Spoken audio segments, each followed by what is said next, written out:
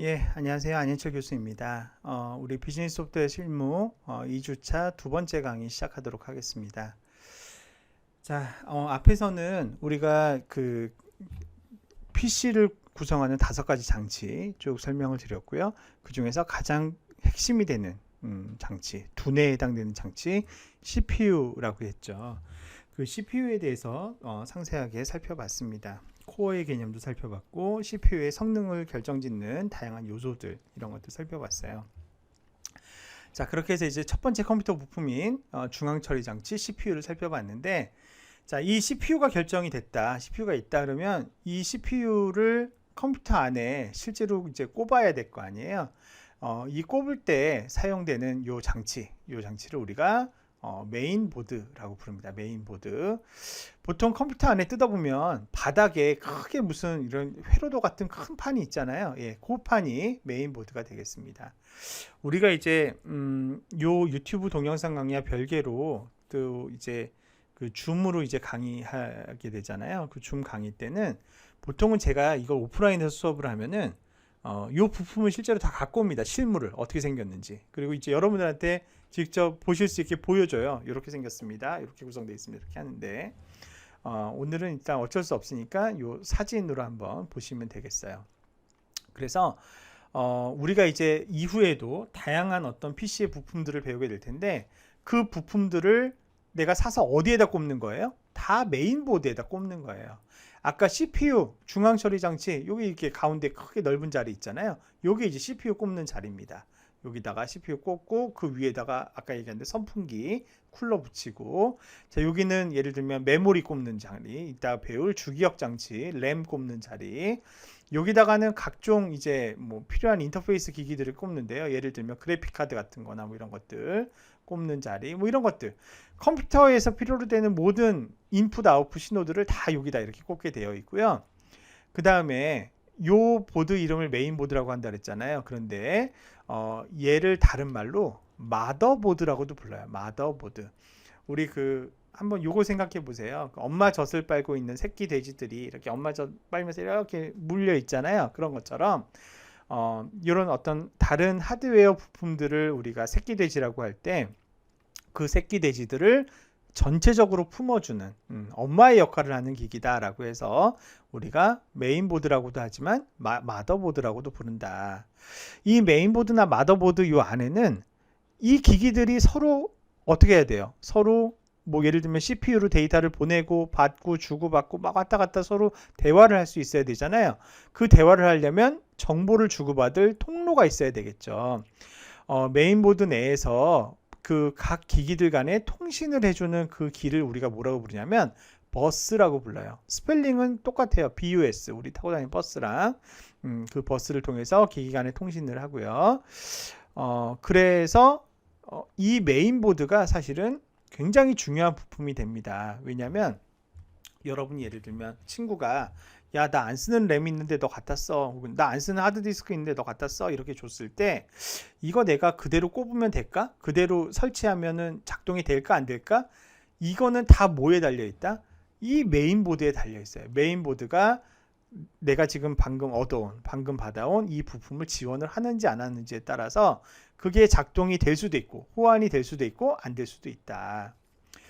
여러분 그런 경험 있으실 거예요. 컴퓨터를 한 3, 4년, 4, 5년 쓰다 보면 컴퓨터가 되게 느려지죠. 느려지면 이거 이제 안 되겠다. 업그레이드 좀 해야 되겠네. 이랬는데 내가 보기에 다른 부품이 다 작동이 잘 돼요. 그래서 조금만 업그레이드를 하고 계속해서 이 제품을 쓰고 싶어서 예를 들어서 뭐 컴퓨터 119 뭐 이런 데 있잖아요. 컴퓨터 전문 수리 업체. 그런 데 불러서 이거 업그레이드 하고 싶은데 비용이 얼마나 들까요? 이러면 견적을 받아보면 대충 이런 식이에요. 업그레이드 하는 비용은 53만 원. 새로 한 대 사시는 비용은 73만 원. 뭐 이런 거. 그러니까는 업그레이드를 하나 아니면 새로 한 대를 장만을 하나 별반 가격이 차이가 없는 경우들이 많다. 왜 그러느냐? 그 이유의 가장 큰 포션을 차지하는 게 대부분 이 메인보드 때문에 그래요. 그러니까 아무리 그러니까 이게 이제 내가 시간이 많이 지나고 나면 예전에 비쌌던 최신 부품들도 가격이 떨어지게 마련이거든요. 그래서 이제는 뭐 좀 저렴하게 최신 부품 사다 여기 끼고 싶어도 내 메인보드가 옛날 보드면 그 부품이 여기에 껴지는 거야, 안 껴지는 거야? 안 껴지는 거예요. 그러니까 업그레이드를 하려면 뭐부터 바꿔야 돼요? 메인보드부터 바꿔야 되고, 근데 메인보드를 바꾸면 옛날 부품이 또 새 보드에 껴져요, 안 껴져요? 안 껴질 수가 있단 말이에요. 그러니까 컴퓨터 부품 중에 의외로 재사용 가능한 부품이 몇 개 없어요. 안에 뜯어보면. 그러다 보니까 그런 PC 수리 업체들이 업그레이드하는 비용 아니면 새로 사는 비용이 별반 차이 안 나게 나오는 경우들이 많게 되죠. 그만큼 메인보드가 굉장히 중요하다. 이거 기억하시면 될 것 같아요. 자, 그래서 이 메인보드들은 보면은 상품 설명서가 굉장히 상세하게 되어 있고요. 그 상품 설명서 안에 보면 CPU는 어떤 제품이 호환이 돼서 낄 수 있고, 예를 들면 이거 같은 경우에는 CPU LGA1151 패키지, 이 얘기는 LGA1151이라고 하는 이 프로토콜을 지원하는 CPU만 여기에 낄 수 있다는 거예요. 그 다음에 메모리 이렇게 보게 되면 뭐 DDR4 이따 배울 겁니다. DDR4라는 방식의 메모리만 끼일 수 있구나.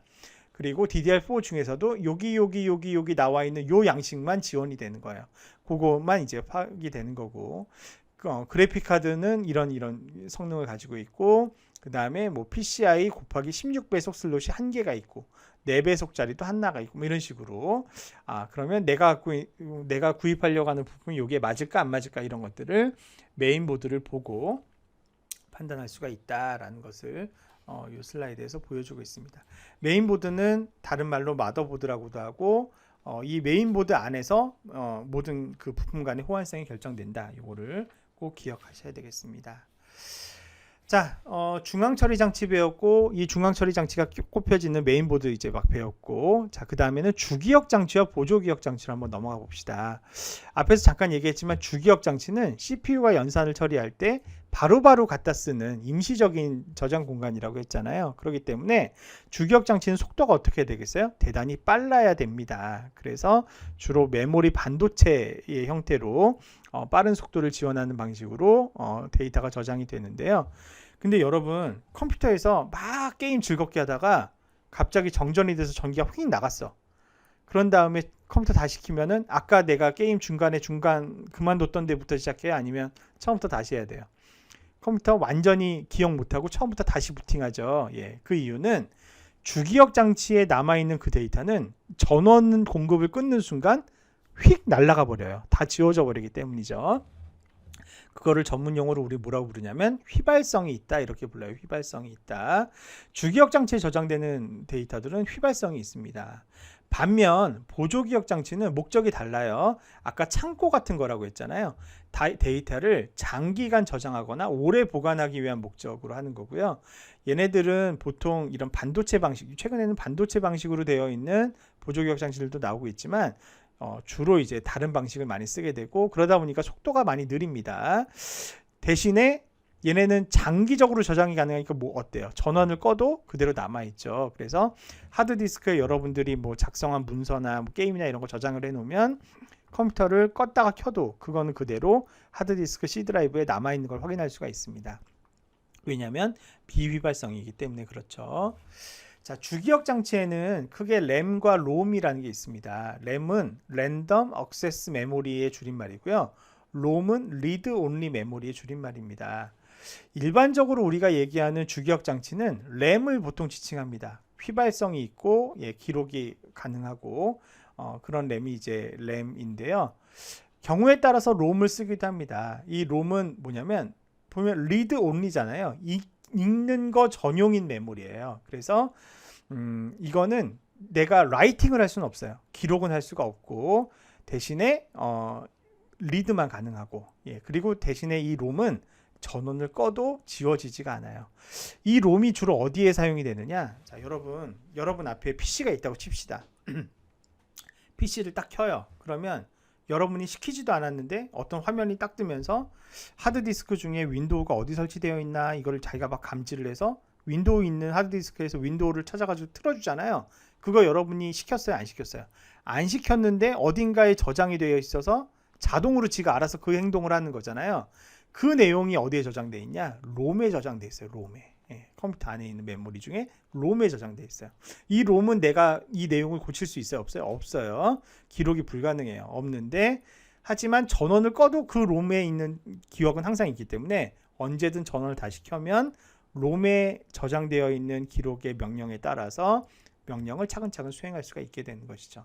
그래서 롬과 램이 있고 일반적인 주기억 장치는 램이다. 요거 기억하시면 됩니다. PC에 사용되는 램의 방식에는 SD램이 있고 DDR이라고 하는 더블 데이터 레이트라고 하는 SD램이 있습니다. 지금은 SD램은 아무도 안 씁니다. 예, 다 DDR 방식의 SD램을 쓰고 있고요. 옛날 SD램은 한쪽에만 이렇게 그 데이터를 전송하는 그런 부분이 있었다면 DDR은 곱하기 2잖아요. 더블이잖아요. 그래서 얘는 양면으로 있어요. 앞면에도 데이터 전송한 데가 있고 뒷면에도 데이터 전송한 데가 있어요. 자, 요 다음 그림 보시면 그래요. 제가 지금 데이터 전송하는 데라는 게 여기예요. 요거 금색 보이세요? 예. 여러분 이게 실제 램의 모습이거든요. 요게 금색이 아니라 금이에요. 금. 진짜 금. 얇게 금도금 되어 있는 거죠. 예. 그래서 이 램은 이 자체가 진짜 금 같은 역할을 할 수 있을 정도로 자산 역할을 할 정도로 예, 반도체도 있고 요거 금도 있고 예, 굉장히 이제 재활용하기 좋은 물건이죠. 근데 지금 가만히 보시면 이 금박이 떨어져 있죠. 서로 하나 둘 셋 넷 요거 하나가 컴퓨터와 데이터를 주고받는 빠른 속도로 주고받는 데이터 창구고요. DDR 방식은 앞면에도 이렇게 길이 쫙 나 있고 뒷면에도 길이 쫙 나 있어서 두 배로 더블 레이트로 데이터를 주거니 받거니 하게 되어 있다. 램은 이런 모양으로 생겼다라는 거를 사진으로나마 좀 봐주시면 좋겠고요. 자, 그 다음에 또 하나 여기 보면 뭐가 있어요? 가운데 구멍이 뚫려 있어. 구멍이 요 구멍이 뚫려 있다라는 것도 좀 기억을 해두세요. 왜냐하면 요 구멍이 은근히 중요한 역할을 하기 때문에 그래요. 자, 요 안에 있는 내용을 이제 보시면 아까 얘기한 것처럼 SD램은 그 양면 중에 한 면에만 길이 나 있는 램이 SD램인데 요새는 거의 다 쓰지 않아요. 이게 옛날에 쓰던 거예요. 그다음에 DDR도 계속 기술의 발전이 되면서 DDR, DDR2, DDR3, DDR4로 발전을 해왔어요. 아까 그 금 도금되어 있던 그 한 칸 한 칸 있죠. 그 한 칸 한 칸을 뭐라고 부르냐면 핀이라고 불러. 핀. 이 핀이 많으면 많을수록 어떤 거예요? 더 많은 양의 데이터를 한꺼번에 주고받고 할 수가 있는 거예요. 그러니까 초창기 DDR은 그 핀의 개수가 184개였는데 DDR2로 넘어오면 240핀으로 늘어나고 DDR3도 똑같이 240핀인데 DDR4로 오면 288핀으로 늘어나요. 더 많은 핀이 생기니까 더 많이 더 빨리 의사소통을 할 수가 있는 거죠. 빨리빨리 할 수 있고 그 다음에 자, 근데 이거 보세요. DDR2도 240핀이잖아요. DDR3도 240핀이고 그러면 겉으로 봐서는 둘 다 240핀이니까 이게 DDR2인지 DDR3인지 구분이 될까요? 안 될까요? 예, 구분이 됩니다. 네, 구분이 어떻게 되냐. 핀의 개수는 똑같은데 기억나세요? 아까 가운데 홈이 뚫려 있었잖아요. 홈이. 그 홈이 DDR2의 홈의 위치와 DDR3의 홈의 위치가 달라요. DDR, DDR2, DDR3, DDR4의 홈의 위치가 다 달라요. 그래서 램을 꼽을 때 여러분 PC 안에 램을 설치할 때 DDR4를 지원한다. 그러면 DDR4 램으로만 꼽아야 돼요. DDR3를 지원하면 DDR3로만 꼽아야 되고 근데 가끔 만약에 똑같은 사이즈인데 뭐 따로 특별히 차이가 없다면 실수로 DDR4나 DDR3나 이런 거를 아무데나 막 꼽을 수도 있을 수 있잖아요. 특히나 DDR2와 DDR3는 심지어 핀 수가 똑같기 때문에 잘못 꼽을 수가 있잖아요. 그런데 그렇게 꼽혀지지가 않아요. 왜 안 꼽혀진다? 홈의 위치가 다르기 때문에 안 꼽혀지는 원리를 택하고 있다. 그거 이제 기억을 하시면 되겠고요. 그리고 똑같은 DDR3, 똑같은 DDR4 내에서도 자 여기 보면은 2400MHz, 3600MHz, 1066MHz 이렇게 클럭 스피드가 나와 있어요. 이 클럭 스피드는 뭐냐?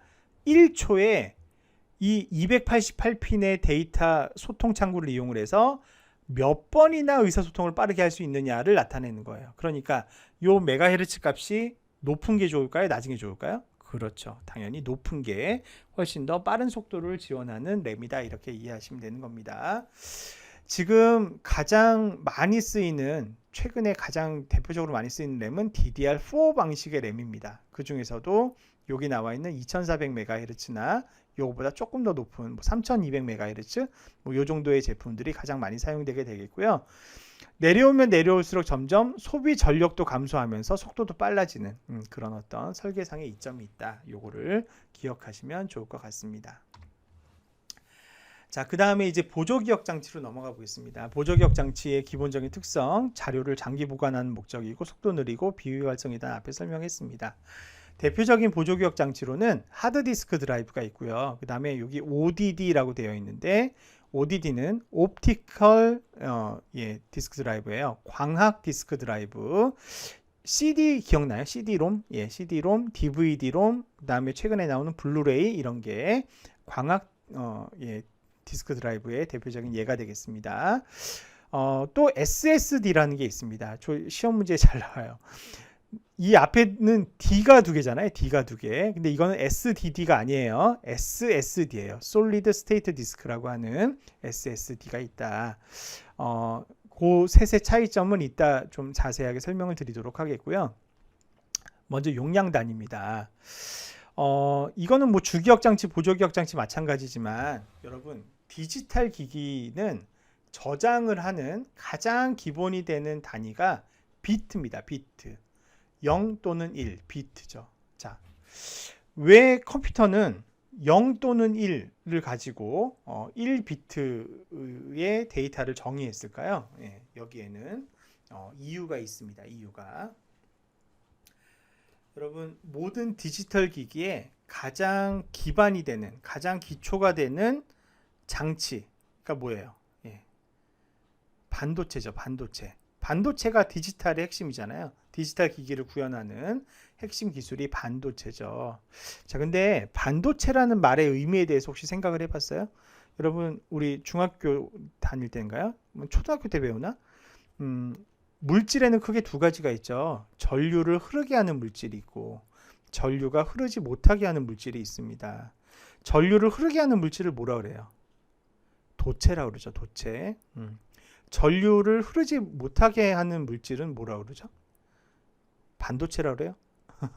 부도체라고 그러죠. 부도체.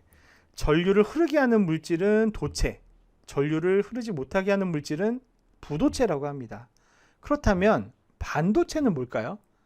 반도체는 세미죠. 세미 컨덕터라고 하잖아요. 세미. 뭔가 반인 거지. 둘 중에 어디에 있는 어중뛴 그런 상태예요. 반도체는 전류를 반만 흘려보내게 하면 반도체일까요? 그건 아니겠죠. 반이라도 흘려보내는 순간 뭐야? 도체가 되는 거죠. 부도체가 아니라.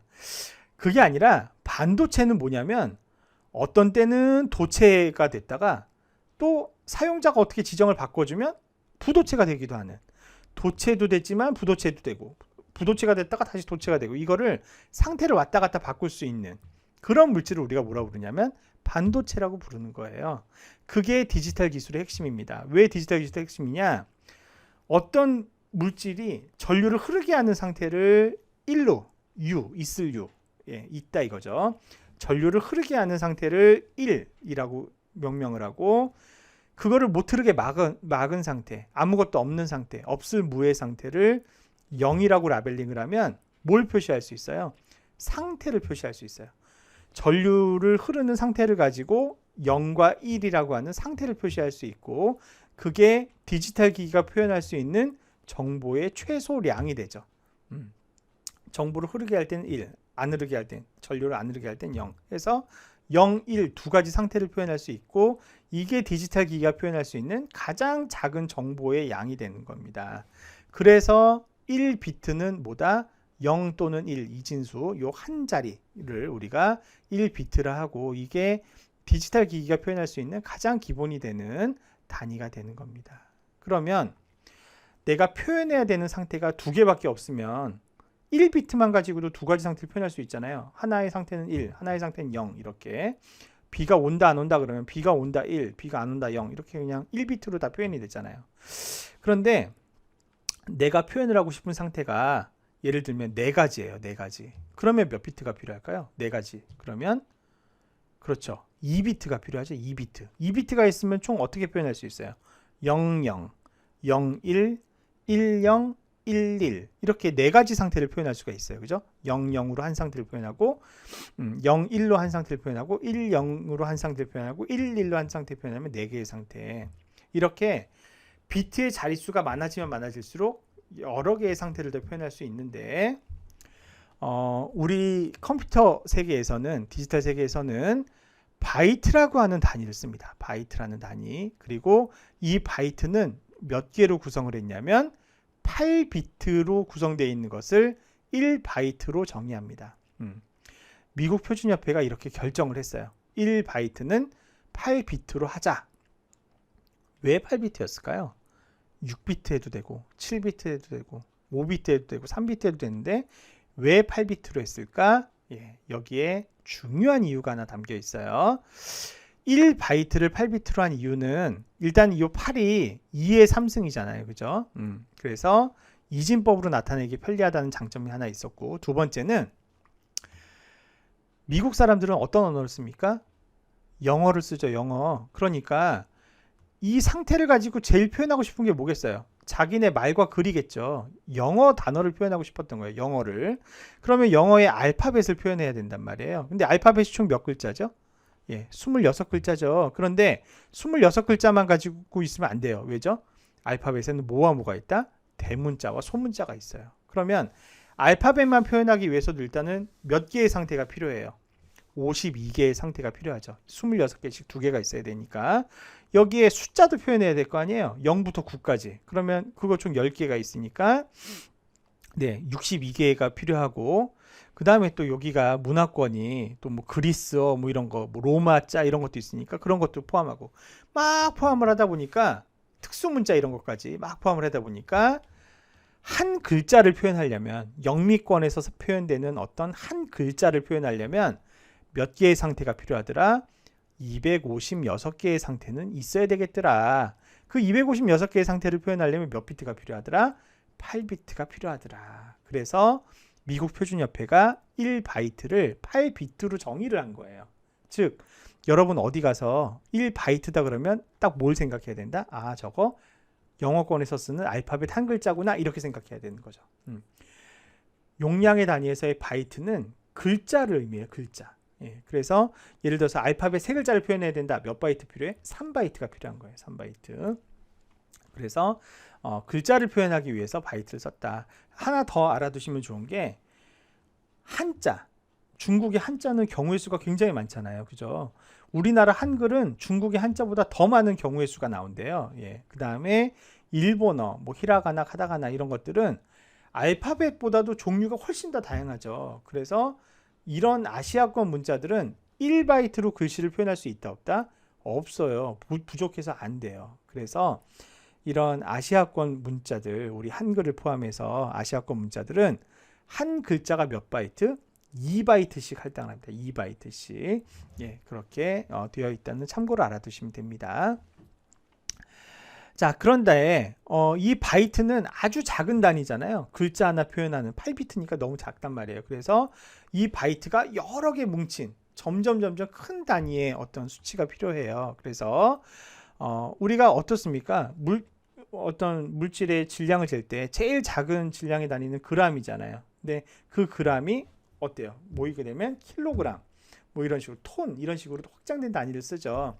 그런 거 비슷하게 바이트가 1000개가 모이면, 원래는 여러분 여기 이제 중요한데, 바이트가 1000개가 모이면은 원래는 그 킬로로 하려면 1000이 모여야 되죠. 그런데 이 1000이라고 하는 값은 이진법으로 딱 나눠 떨어지지가 않는 문제가 있습니다. 그래서 1kB를 우리는 어떻게 정의했냐? 1024바이트로 정의를 해요. 여기 우리 디지털 세계에서는 이렇게 정의를 하는 겁니다. 그리고 1메가바이트는 1024kB로 정의를 하는 거죠. 그러면 1메가바이트는 몇 바이트예요? 1024 곱하기 1024바이트가 1메가바이트인 거죠.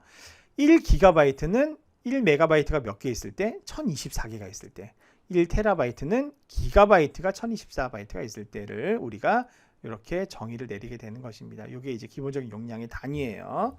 자, 그래서 이거 관련해서 여러분들 좀 알아두시면 좋은 게 있습니다. 자, 요거는 넌센스 퀴즈인데 여기서 정답 안 가르쳐 드리고 요거는 우리 줌 수업할 때 제가 따로 띄어서 여러분들 정답 맞춘 학생 있는지 한번 물어보도록 할게요.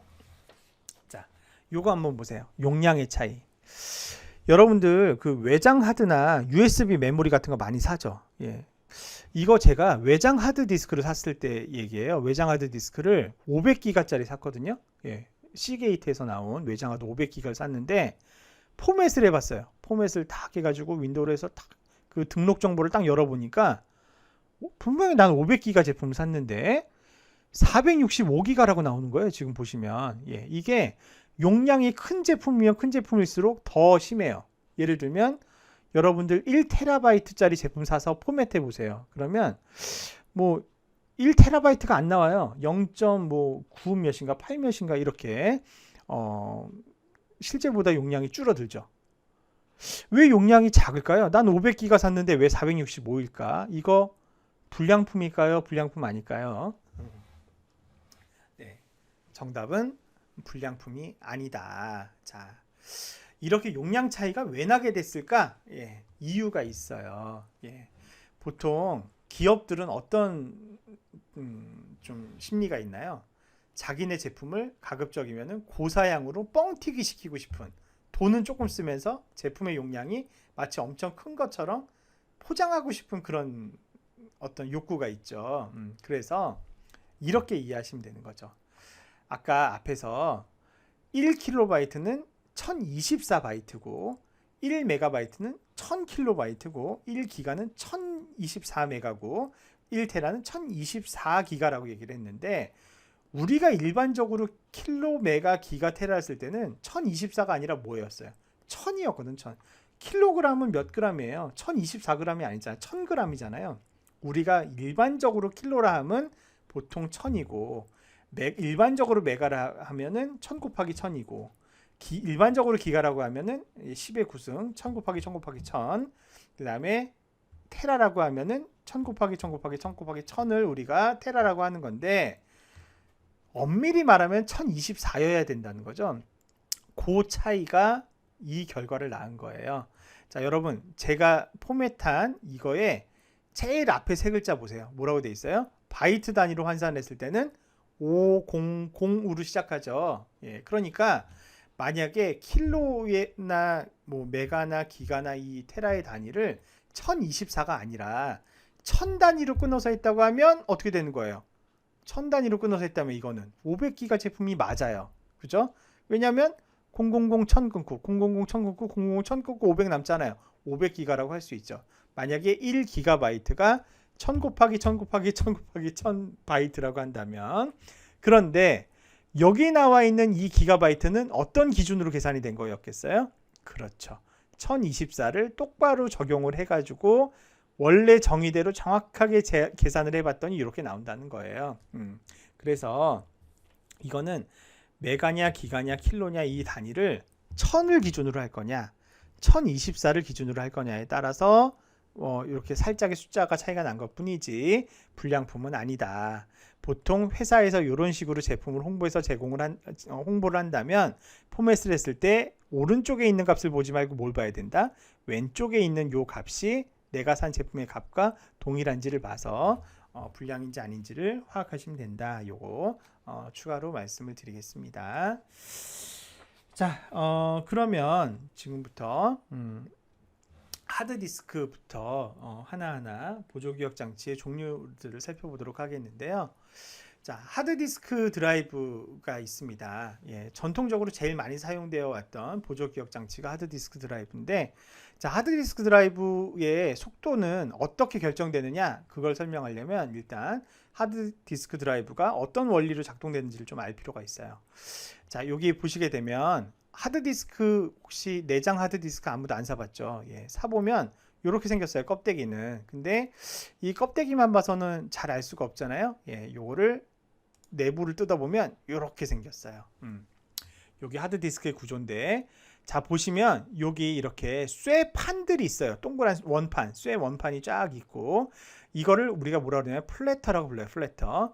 이 플래터에 자석 물질이 이렇게 발라져 있어요. 자석 물질이. 그래서 요 자석 물질들이 발라져 있는 이 플래터를 요 가운데 뭐가 있어? 스핀들 모터가 있어요. 여기 모터가 있어요. 여러분 컴퓨터 전원 키면 윙 하면서 막 돌죠. 그게 그 안에 있는 팬 돌아가는 소리도 있지만, 이 하드디스크가 모터 돌리는 소리가 또 소음이 굉장히 큽니다. 이 모터를 계속 돌리면서 얘가 플래터를 돌립니다. 막 돌리면 그 다음에 여기 뭐가 있냐면 헤드라는 게 있어요. 헤드 머리죠. 이 머리가 요 사이를 왔다 갔다 왔다 갔다 왔다 갔다 하면서 이 안에 있는 자성의 변화를 읽으면서 정보를 불러들이는 거예요. 0인지 1인지 이거를 막 불러들으면서 데이터를 읽어오게 되어 있어요. 그래서 하드디스크는 이렇게 여러 플래터들이 있고, 그 다음에 이제 헤드가 있고, 헤드가 왔다 갔다 하면서 이 모터를 돌리면서 데이터를 읽어오는 방식으로 되어 있는데, 자 뒤로 넘어가기 전에 요거 제가 재미로 한번 가져와 봤어요. 이거는 이제 우리가 요새 쓰는 하드디스크잖아요.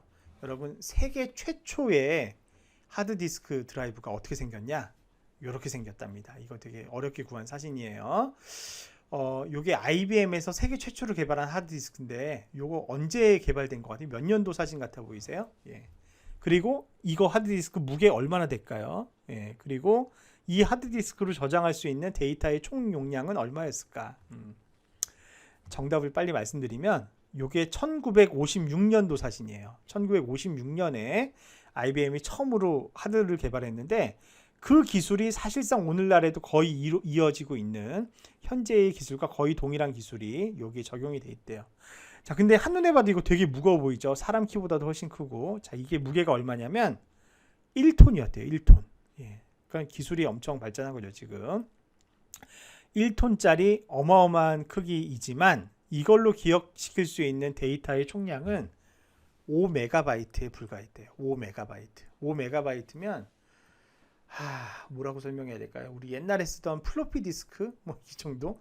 네, 뭐 지금으로는 뭐 다들 뭐 기가바이트가 저장되고 막 이런 시기에 살고 있으니까, CD 한 장에도 650메가바이트가 들어가잖아요. CD 한 장에. 그거에 뭐 몇백 분의 1인 거죠. 예, 100분의 1보다도 작은 용량이 여기 1톤짜리에 저장이 되었었다고 합니다. 기술이 빠르게 발전한 거죠. 자, 이거는 여담으로 들려드린 얘기고, 자 하드디스크 구조가 이렇게 생겼다 그랬어요. 모터가 가운데서 돌고 헤드가 왔다 갔다 하는. 그러면 하드디스크의 속도는 어떻게 결정이 되느냐? 자, 모터가 빨리 돌려서 원하는 목적지, 데이터가 있는 목적지를 빨리 갖다 주면은 하드디스크의 속도가 빨라지겠죠. 그래서 회전 속도가 하드의 속도를 결정지어요.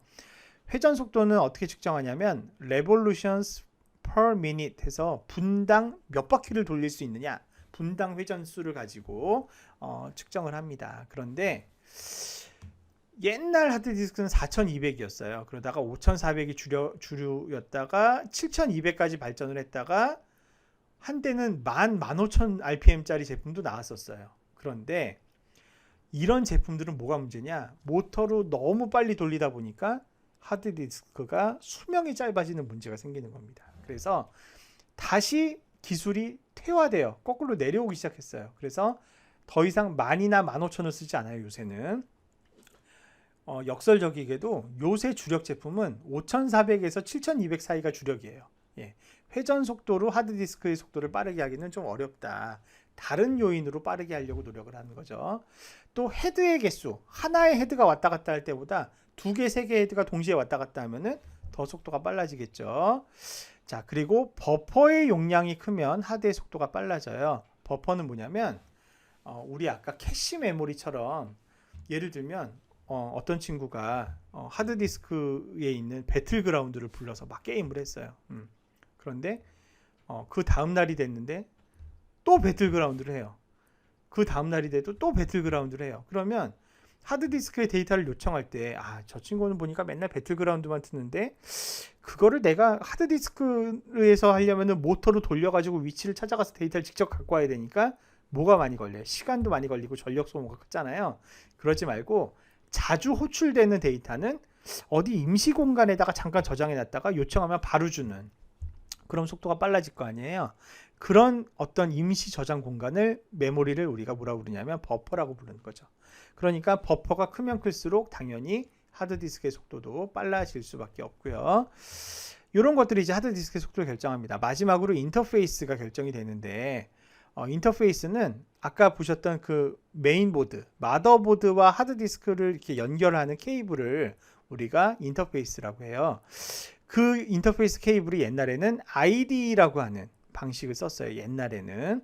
근데 이게 아주 속도가 느리죠. 그래서 여러 가지 업무 처리 한계가 있어서 스캇이라고 하는 새로운 인터페이스가 나왔는데, 이거는 속도는 빨라서 좋지만 비쌌어요. 별도의 컨트롤러 카드를 설치해야 되는 어려움이 있었습니다. 최근에는 SATA라고 하는 Serial ATA라고 하는 Serial Advanced Technology Attachment라고 하는 요 방식의 기술을 쓰는데, 요게 SATA 1이 있고요. 버전 1 초당 150메가, 그 다음에 SATA 2가 있고요. 초당 300메가, SATA 2, 그 다음에 SATA 3가 있어요. 초당 600메가. 예. 그런데 이 SATA의 장점은 뭐냐면, 케이블의 건 모양은 SATA 1, 2, 3가 다 똑같이 생겼어요. 그냥 메인보드가 SATA를 지원을 하면, 그리고 기기가 SATA를 지원을 하면 알아서 호환이 이루어지는 방식이에요. 예를 들어 보세요. 여기 얘처럼 메인보드는 SATA만 지원하는데 기가는 SATA 2를 지원한다 그러면은 둘 중에 낮은 걸로 전송하는 거예요. 낮은 걸로. 그래서 그냥 초당 150메가로 이렇게 전송하게 되고요. 만약에 둘 다 SATA 2를 지원을 하면 그때는 300메가로 지원하고요. SATA 3도 마찬가지입니다. SATA 3도 SATA 1, 2랑 100% 호환돼요. 만약에 SATA 1 기기를 SATA 3 보드에다 붙였다 그러면 그냥 150메가로 왔다 갔다 하는 거고, SATA 3를 지원하는 기기를 SATA 3를 지원하는 메인보드에다 연결하면 600메가로 빠르게 전송을 왔다 갔다 하고 하는 겁니다. 현재는 SATA 3가 대세입니다. 대부분 SATA 3 중심으로 가고 있고, 그래서 이런 SATA 3 같은 기술을 우리가 디팩토 스탠다드 이렇게 부릅니다. 최근에 디팩토 스탠다드다 이렇게 부르게 됩니다. 디팩토 스탠다드라는 말은 여러분들 상식적으로 알아두면 좋겠는데요. 스탠다드는 표준이란 뜻이잖아요. 이 표준은 원래 어디서 정합니까? 뭐 국제화된 표준 기구나 뭐 IEEE나 이런 공신력 있는 기관에서 정해야 되는데, 디팩토 스탠다드는 그게 아니에요. 공공기관이나 공신력 있는 기관이나 정부가 지정한 표준이 아니라 사람들이 너도 나도 그냥 이걸 쓰는 거예요. 표준으로다가 정한 거 아닌데, 그러다 보니까 자연스럽게 지배적인 위치를 차지하게 된 표준. 예를 들면 게임기 같은 경우에 뭐 엑스박스도 있고 뭐 무슨 게임 여러 가지 있지만, 뭐 사람들의 시장 점유율의 90%가 플레이스테이션을 쓴다 그러면 플레이스테이션이 예를 들면 디팩토 스탠다드가 되는 거죠. 실제는 아닌 것 같은데, 예를 들면 디팩토 스탠다드를 그렇게 부르는 겁니다. 공공기관이나 정부가 정한 건 아니지만 대중들이 많이 써서 만들어진 사실상의 표준인데, 지금 현재 하드디스크의 인터페이스로는 Serial ATA 3가 이런 디팩토 스탠다드의 역할을 한다 이런 거죠. 자, 하드디스크의 사양 관련해서 제가 가격 조회를 해봤는데, 다른 IT 제품과 마찬가지로 빠르게 가격이 하락하고 있어요. 그래서 2008년 3월에는 여러분이 한 10만 원 정도를 들고 있었다면 500GB 제품을 살 수밖에 없었지만, 삼성전자나 시게이트의 500GB 제품을 살 수밖에 없었지만 13년도가 되면 10만 원 정도가 있으면 2TB를 살 수가 있게 돼요. 그런데 지금은 어떠냐? 여러분 10만 원 정도가 있으면 4TB 살 수가 있습니다. 그렇게 기술이 점점 발전하면서 하드디스크의 가격은 빠르게 내리고 있다. 요거 이제 기억하시면 좋겠고요. 그런데 최근에는 하드디스크 대신 SSD라고 하는 것도 굉장히 많이 씁니다. SSD는 뭐냐? 여러분 USB 메모리 같은 거 많이 쓰시죠? 플래시 메모리. 이거 어때요? 사이즈도 되게 적으면서 뭐 용량도 되게 뭐 저기 하고 속도도 빠르고 굉장히 장점이 많죠. 그래서 그 플래시 메모리를 여러 개를 연결을 하면, USB 플래시 메모리를 여러 개 연결해서 하드디스크 같은 공간을 만들 수 없을까 해서 만들어진 게 SSD죠. 그래서 이 SSD를 하드디스크랑 비교를 하면 일단 속도, 얘는 모터 같은 거 있어요? 없어요? 없죠. 그리고 뭐 헤드를 왔다 갔다 움직여, 그런 것도 없어요. 그냥 반도체가 메모리 특정 위치에서 데이터를 확 가져오기 때문에 속도가 비교도 할 수 없을 만큼 빠르죠. 소음은 또 어떻습니까? 소음은 적은 게 아니라 아예 없죠. 왜냐하면 뭐 그런 게 없으니까, 뭐 돌리거나 할 게 없으니까 우리가 전자의 흐름을 들을 수는 없겠죠. 전력 소모는 어때요? 전력도 엄청 소모가 적어요. 여러분 노트북에 그냥 하드디스크가 달려있는 노트북 쓰시잖아요. 그러면 배터리가 훨씬 빨리 답니다. 왜냐? 모터를 돌려야 되잖아요. 하드디스크는. 생각해보세요. 모터를 돌리는데 전기가 많이 들어가지 않겠어요? 당연히 많이 들어가겠죠. 그래서 최근에 노트북이나 이동형 PC에서는 대부분의 경우 하드디스크를 탑재한 경우는 잘 찾아보기 어렵습니다. SSD를 인기리에 채용하고 있고요. 과거 맥북 에어가 굉장히 인기였는데 맥북 에어가 인기였던 이유도 사실은 하드디스크를 안 썼어요. 처음부터. 예, 적은 용량이라도 SSD를 지원을 해서 무게도 가볍게 하고 전력 소모도 줄이면서 소음도 전무해서 장점이 많았던 거죠. 그런데 SSD의 유일한 단점이 하나 있었어요. 뭐냐? 가격이 비싸다는 거죠. 왜냐하면 죄다 반도체를 껴야 되니까 가격이 비싸다. 그런데 모든 IT 제품이 다 그렇지만 시간이 지나면 싸지잖아요. 그리고 우리나라 삼성전자 하이닉스가 메모리 반도체를 굉장히 저렴하게 성능 좋은 것들을 고용량으로 지금 많이 팔고 있죠. 그래서 이제는 SSD는 아주 대중화된 추세까지 왔다 이렇게 보시면 될 것 같아요. 이게 2009년 3월에 보시면은 4테라짜리 살려면은 막 100만 원씩 줘야 되고 했었는데 물론 지금도 여전히 고가이긴 합니다만 이제는 80만 원대면은 4테라 제품 살 수 있을 정도로 많이 대중화되고 내리고 있다. 그리고 만약에 이제 저 같은 경우도 그렇습니다만 데스크탑에 이 두 개가 다 설치가 되어 있어요. 저 같은 경우에도 SSD는 주로 이제 윈도우 같은 거 빨리 틀 때 그런 용도 주로 이제 실행을 빨리 시켜야 되는 거는 SSD를 쓰고요.